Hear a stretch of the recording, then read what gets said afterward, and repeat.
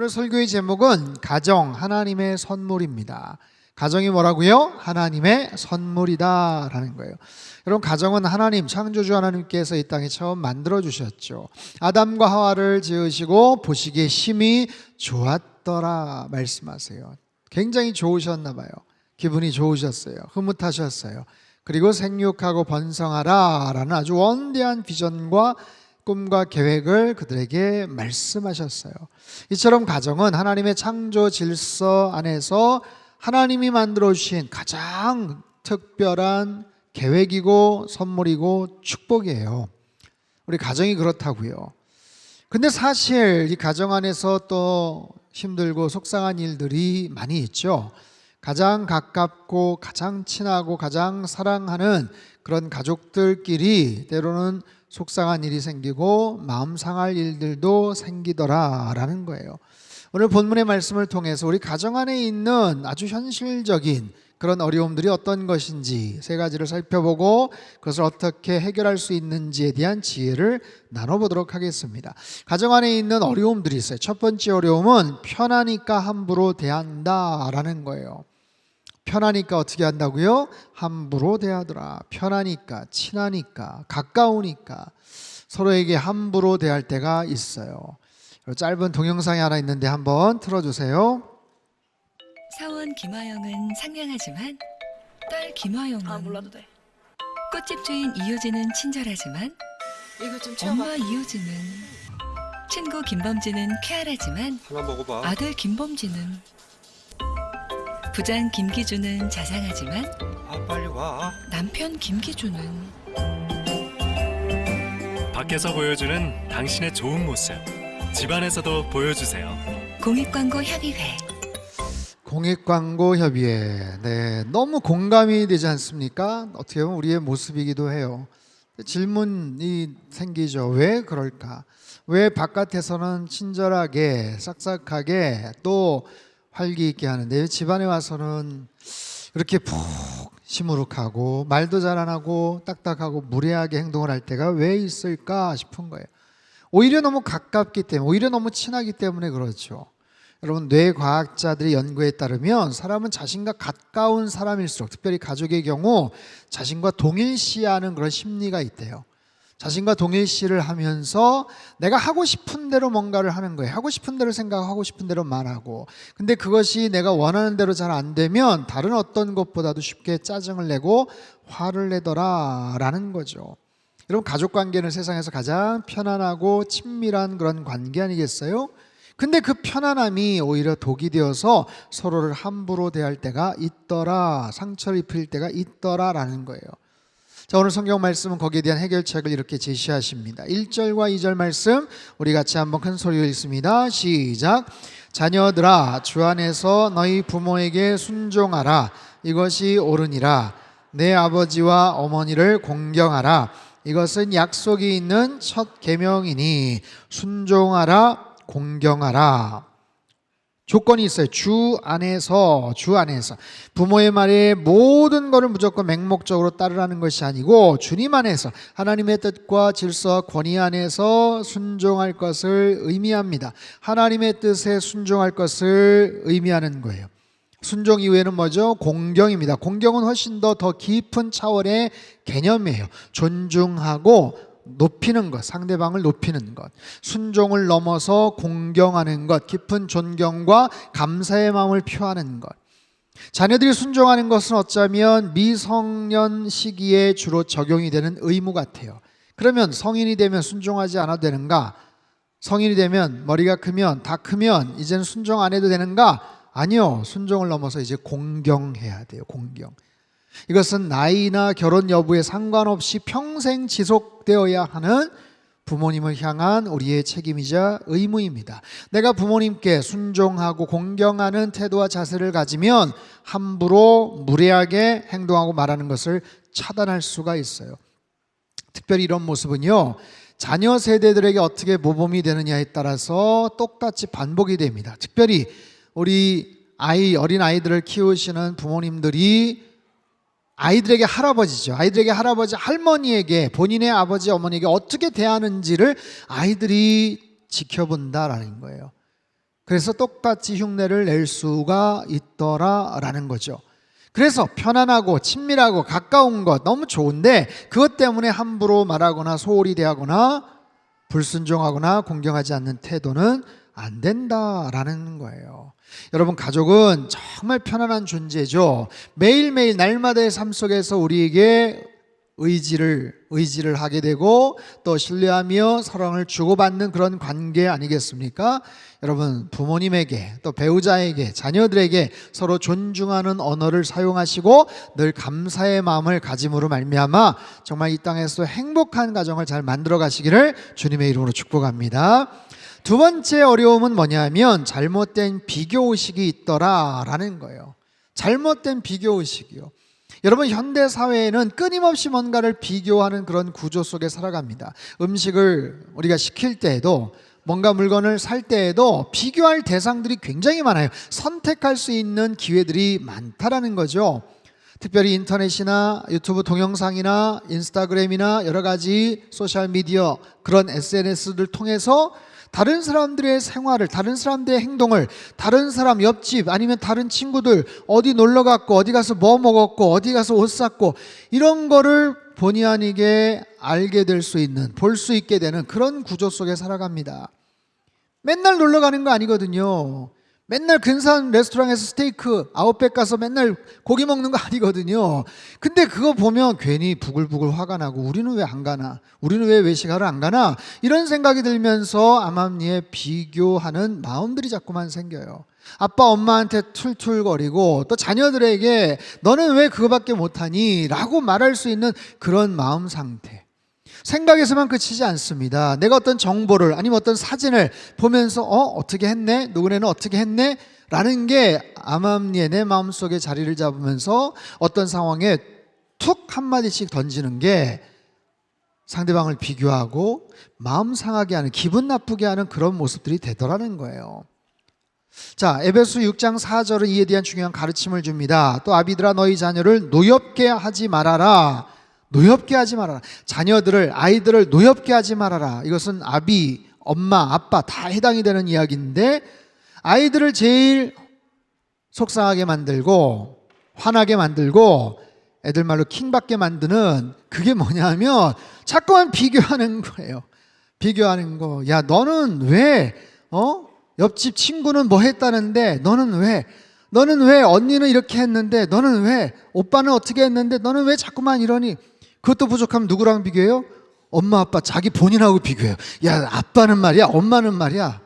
이렇게 비교를 하면서 아이들을 주눅들게 만들고 상대방을 속상하게 만드는 바로 그런 모습들이 있더라라는 거예요. 여기에는 부단히 우리의 마음속에 있는 욕심이 있죠. 지나친 기대 심리가 있죠. 자녀를 양육하느라 고생했어요. 힘들었어요. 돈도 많이 들었어요. 엄청난 인내와 자기 희생이 필요해요. 그렇기 때문에 나름대로의 보상 심리가 있는 거예요. 내가 이만큼 너를 위해 수고했어. 나 너를 위해서 아낌없이 다 했다. 희생했다. 뭐가 아쉽니? 뭐가 부족하니? 아니면 내가 다 너를 위해서 이러는 거야. 너 사랑해서 그러는 거야. 너 잘 되라고 그러는 거야.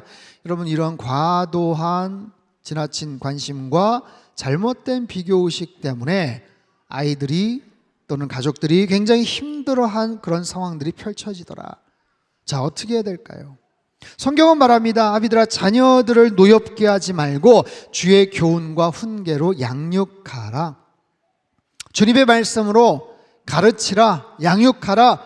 이것은 단순히 하나님 말씀을 교리적으로 따박따박 가르치라는 의미를 넘어서서 모범을 보이라. 삶의 모델로 경건의 습관을 형성하도록 도우라. 부모님의 일관된 노력과 의지가 필요합니다. 여러분, 가정 안에서 어린 자녀들이 커나가면서 그런 영적인 모습들, 경건한 모습들 습관적으로 세워져 나간다는 것, 굉장한 의지와 노력이 필요해요. 어제 우리 온 가족 새벽 예배를 드렸어요. 우리 상당교회가 한 달에 한 번씩 온 세대가 함께 모여서 새벽 예배를 드리거든요. 매달 첫 번째 토요일 날 예배 드리다가 올해는 달력을 보니까 첫 번째 계속 연휴예요. 그래서 두 번째 토요일 어제같이 말씀 나누고 예배를 드렸습니다. 처음 시작할 때는 몇 명 안 오는 것 같지만 그래도 아이들이 꽤 많이 옵니다. 엄마 아빠 손잡고 눈 부벼가면서 때론 툴툴거리면서 옵니다. 한 달에 한 번이니까 그게 뭐가 어렵냐 싶지만 그렇지 않아요. 오히려 한 달에 한 번이니까 더 어려울 수 있습니다. 아이들 어떻게 깨워서 데리고 왔는지, 그나마 요즘 날씨가 좀 괜찮고 또 해가 뜨니까 그런데 춥고 겨울 때는 정말 힘들거든요. 그럼에도 불구하고 아이들하고 같이 손잡고 와서 예배를 드리고 또 내려가서 식당에서 맛있는 음식 먹는 것, 여러분 이것이 아이들에게 굉장히 좋은 영적인 추억이 되고 하나의 예배의 전통으로 이루어질 거예요. 쉽진 않겠지만, 그렇죠? 어제 우리 한 집사님께 제가 여쭤봤어요. 집사님이 아이가 5명이에요. 5명. 5명 아이를 데리고 새벽 예배를 오셔요. 늘 열심히 나오세요. 제가 물어봤어요. 집사님 몇 시에 일어났어요? 4시에 일어났대요. 4시에. 6시에 예배인데 4시에 일어났어요. 4시에 일어나서 한 놈 한 놈 깨우는 거예요. 다 깨워서 씻기고 옷 입히고 뒤돌아서면 여기 또 다 자고 있고 또 일어나서 잔소리하고 씻기고 이러고. 와, 정말 힘들 것 같아요. 그럼에도 불구하고 함께 모여서 예배를 드리고 아이들 손잡고 들쳐매고 함께 예배를 드리고 같이 아침 먹고, 여러분 그 모습이 얼마나 귀합니까? 분명히 그 가정에 하나님이 큰 은혜와 축복을 주시라고 믿습니다. 여러분 우리의 가정이 그런 거예요. 힘들고 어려워도 함께 와서 예배를 드리는 것, 귀한 믿음의 가정이 되는 것, 남 탓하지 말고 서로 비교하지 말고 서로 자꾸만 누구 좀 본받아라 누구 좀 본받아라 비교하지 말고. 여러분 어떻게 다 비교해서 따라갑니까? 모든 대상 비교할 수 없어요. 모든 남편이 다 관식이처럼 될 수 없어요. 여러분 그런 거예요. 웃으시는 분은 아시죠? 공공의 적이 됐어요. 남편이. 아무튼 그런 겁니다. 여러분 우리 하나님 안에서 우리 자녀들이 얼마나 귀한 존재인지를 바라볼 줄 아는, 우리 가족들이 얼마나 소중한 존재인지를 바라볼 줄 아는 영적인 믿음의 시선이 우리에게 필요합니다. 나의 인간적인 시선이 아니라 하나님의 시선, 하나님이 우리 자녀를 얼마나 귀히 여기시는지, 하나님이 우리 남편, 우리 아내를, 우리 부모님을 얼마나 소중히 생각하시는지를 바라보는 그런 영적인 시선, 하나님이 주시는 믿음의 시선을 여러분 갖게 되기를 주님의 이름으로 축복합니다. 세 번째 어려움은요, 뭐냐 하면 늘 함께 있음에 감사하지 못함. 늘 함께 있기 때문에, 늘 같이 있기 때문에 감사하지 못하고 당연하게 생각을 하는 모습들이 있어요. 날마다 마주하는 얼굴이에요. 매일 반복되는 일상이에요. 가족 구성원의 그 존재와 그들이 우리에게 주는 여러 가지 긍정적인 그런 모습들에 대해서 너무 당연하게 생각을 한다라는 거죠. 우리 부모님은 원래 나를 그렇게 잘 챙겨주시는 분이야. 내 아내와 남편 언제나 나와 함께 있어. 애들이요, 아유 늘 칭얼대고 그냥 귀찮을 때가 있어요. 여러분 이렇게 당연시하는 우리의 생각이나 투덜거림이 우리로 하여금 감사하는 표현을 못하게 합니다. 아주 인색하게 만들죠. 당연하게 생각하게 만들죠. 에베소 6장 2절 3절 말씀을 다시 한번 우리 큰 소리로 읽겠습니다. 시작. 내 아버지와 어머니를 공경하라. 이것은 약속이 있는 첫 계명이니 이로써 내가 잘되고 땅에서 장수하리라. 아멘. 부모님께 효도하고 순종하고 공경하면 하나님이 보장하시는 축복이 있어요. 네가 잘될 것이다, 장수할 것이다. 잘되고 장수한다, 오래 산다는 거예요. 여러분 얼마나 좋은 축복입니까? 잘 됐는데 그만 오래 살지를 못한다면 속상하겠죠. 오래는 사는데 잘 안 되면 그것도 힘들겠죠. 근데 잘 되고 장수하리라. 하나님의 약속, 보장, 축복, 결과예요. 근데 중요한 것은 장수하리라. 이것은 뭐냐면 시간의 유한성, 시간이라는 것이 항상 우리에게 보장된 것이 아니다라는 거예요. 부모님을 공경할 수 있는 시간이 항상 있는 것이 아니다. 배우자를 섬기고 사랑할 수 있는 기회가 항상 있는 것이 아니다. 우리가 자녀들과 함께 웃고 교감할 수 있는 시간이 영원하지 않다라는 거예요. 여러분 우리 가족은요 당연하게 생긴 존재가 아니에요. 당연하게 생겼습니까? 여러분 부부의 모습인 결혼을 하는 게 쉬웠습니까? 당연했습니까? 우리 남편과 아내 옆에 같이 계신 분들한테 한번 물어볼게요. 우리 남편분들에게 물어볼게요. 아내와 결혼하는 게 쉬우셨습니까? 하나도 어렵지 않으셨어요? 대답하면 큰일 납니다. 네. 얼마나 어려우셨어요? 얼마나 공을 들이고 얼마나 애절하게 간절하게 정말 청혼을 하고 마음을 쓰고 얼마나 힘들게 얼마나 어렵게 정말 그렇게 해서 두 사람이 하나가 됐습니까? 결혼하는 거잖아요. 아이를 쉽게 가지셨습니까? 그런 가정들도 물론 있겠지만 별다른 기대도 안 했는데 생기신 분들도 있겠지만 여러분 요즘 같아서는 아이 생기는 게 쉽지 않아요. 아이 갖기 위해서 얼마나 간절하게 노력을 하고 기도하는 가정들이 주변에 얼마나 많은지 몰라요. 쉽게 말씀을 드리면 우리 가족은 그냥 쉽게 어떻게 하다 보니까 아무렇지도 않게 생긴 게 아니라는 거예요. 하나님이 특별하게 허락하신 가장 소중한 선물인 줄로 믿습니다. 여러분 5월 5일 어린이날 지나갔죠. 5월 8일 어버이날 지나갔죠.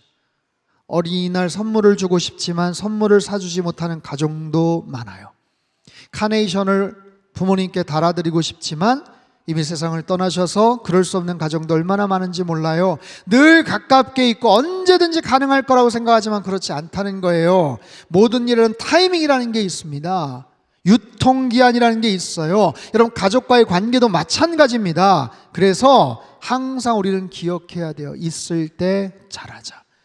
있을 때 잘하자. 따라해 볼까요? 있을 때 잘하자. 우리 옆에 계신 분들을 바라보면서 한번 인사하죠. 있을 때 잘하겠습니다. 여러분 가정은 하나님이신 가장 고귀한 선물이고 가장 큰 하나님의 축복이라는 거예요. 나중에 하면 되지 꼭 뭐 말로 해야 되나? 아니에요. 말하셔야 됩니다. 그리고 생각날 때 하셔야 되는 거예요. 사랑하는 성도 여러분, 오늘 세 가지를 말씀을 드렸습니다. 내가 편하다고 가깝다는 이유로 함부로 대하지 말 것, 습관적인 비교의식을 차단할 것, 늘 같이 있기 때문에 항상 그럴 것이다 절대로 착각해서는 안 됩니다. 당연하게 생각하지 말고 늘 감사함으로 나아갈 것. 위대한 레오 톨스토이의 소설 안나 까레리나의 첫 문장이 이렇게 시작을 해요. 모든 행복한 가정은 서로 닮았지만 불행한 가정은 저마다의 방식으로 불행하다. 모든 행복한 가정은 서로 닮았대요. 근데 불행한 가정은 어쩜 그렇게 불행할 수밖에 없는 사연과 이유가 많은지. 여러분 우리의 가정은 어떤 가정입니까? 하나님께서 기뻐하시는 행복한 가정이셔야죠. 그렇다면 하나님께서 말씀하신 이 원리와 원칙이 우리 안에 있어야 돼요. 부모님께 순종하고 공경하는 자녀들, 우리 자녀들을 노엽게 하지 않으며 주님의 말씀으로 교양으로 훈계로 가르치는 우리 부모님들, 서로 존중하고 서로 세워주고 섬기며 더 사랑하는 우리 가족들. 여러분 가정은 하나님께서 우리에게 주신 최고의 선물이라는 것을 꼭 기억하고 오늘 예배 현장에서 나가셨으면 좋겠어요. 그렇다면 이 소중한 선물 어떻게 해야 돼요? 여러분 늘 귀하게 여기고 감사하고 아름답게 만들어 가셔야 되지 않겠습니까? 하나님은 우리의 가정을 사랑하십니다. 하나님은 저와 여러분의 가정을 축복하십니다. 여러분 가정이 잘 되기를 원하십니다. 여러분 한 분 한 분 서로를 더 소중하게 생각하세요. 자, 제가 여러분들에게 기회를 드릴 거예요. 눈치 빠르신 분들은 또 이럴 줄 알았어. 쑥스럽게 또 옆에 안 바라보셔도 됩니다. 제가 드리는 숙제, 제가 드리는 이 시간 기회는요, 여러분 다 핸드폰을 다 꺼내보세요. 핸드폰. 여러분 예배 드리시면서 핸드폰 꺼내라는 목사님 말씀 들어본 적 있습니까? 이건 거의 처음 있는 일입니다. 핸드폰 다 꺼내셔서 여러분 옆에 있어도 얼굴 바라보기 쑥스럽잖아요. 핸드폰에다가 여러분 이야기하세요. 사랑한다고, 고맙다고, 건강하시라고. 여러분 다 핸드폰에 꺼내셔서 하트도 무한정 뿅뿅 막 날리시고, 네, 여러분 쓸 수 있는 감정의 표현들 기회를 드리는 거예요. 나중에 하겠다, 이것조차 나중에 하지 마세요. 지금 하세요. 지금. 옆에 계신 가족들이 있으면 더 좋고, 떨어져 계신 부모님 괜찮아요. 놀래시겠죠. 대신 얘가 웬일인가? 지금 예배 드린 시간인데 갑자기 왜 이러지? 여러분 마음을 표현하십시오. 사랑한다고, 감사하다고, 늘 건강하시라고 제가 더 잘하겠습니다라고 여러분 하트를 남기시고 사랑한다는 표현을 여러분들이 남기시면 좋겠어요. 혹시 지금 핸드폰이 없으신 분들은 예배 후에 꼭 여러분들 오늘 하루에 남기십시오. 사랑은 표현하는 겁니다. 그리고 함께 가꾸는 거예요. 여러분, 아름다운 정원이 있다면 누군가 열심히 가꾼 사람이 있겠죠. 내버려둬서 아름다운 정원이 생길 수가 없습니다. 누군가 열심히 자갈을 골라내고 또 쪽정이를 뜯어내고 예쁘게 꽃단장을 시키고 그런 모습으로 가꾸듯이 우리 가정도 그런 마음을 가지고 여러분들 사랑과 애정을 가지고 우리 가족들을 가꾸어 나가셔야 되는 거예요. 그런 마음, 그런 모습으로 서로를 더 섬기고 더 사랑하는 행복한 가정 되시기를 주님의 이름으로 축복합니다. 우리 시간 기도할 겁니다. 기도할 때 우리 옆에 가족들이 있으면 손을 한번 꼭 잡으시고 함께 기도할 거예요. 오늘 주신 말씀을 잘 기억하십시오. 어떤 말씀을 드렸죠? 여러분, 편안하고 친하고 가깝다는 이유로 함부로 대하지 않겠습니다. 무례하게 말하지 않겠습니다. 습관적인 비교의식을 차단하겠습니다. 주신 하나님 그 은혜에 감사하며 또 늘 같이 있다고 해서 당연하게 생각했던 것 하나님 늘 감사함으로 표현하며 더 사랑의 관계를 아름답게 꾸미고 만들겠습니다. 가족이 옆에 있어서 얼마나 행복합니까? 얼마나 감사합니까? 하나님 주신 최고의 선물입니다. 하나님 우리 가정을 정말 열심히 예쁘게 아름답게 거룩하게 잘 가꾸어 나가겠습니다. 우리 손을 한번 잡고 같이 한번 통성으로 기도하겠습니다. 함께 기도합니다. 하나님 아버지, 하나님께서 주신 최고의 선물 우리 가정을 더 잘 돌보겠습니다. 우리 가족들에게 더 잘 대하겠습니다. 편안하고 가깝다는 이유로 무례하게 말하고 행동할 때가 있었는데 주님 저희들을 긍휼히 여겨주시고 습관적인 투덜거림과 비교의식을 차단하게 하시고 늘 있기 때문에 감사하지 못하고 당연하다고 생각했던 것을 하나님 생각을 바꿔서 생각날 때마다 늘 기회 있을 때마다 감사를 표현하고 사랑은 하나님 고백하는 우리 관계가 되게 하여 주시옵소서. 멋지고 아름다운 가정은 그냥 이루어지지 않습니다. 공을 들이게 하시고 기도하게 하시고 하나님 사랑으로 잘 갖고 나가는 이 땅에서 천국 같은 가정을 이루게 축복하여 주옵소서. 귀하신 예수님의 이름으로 기도합나이다. 아멘.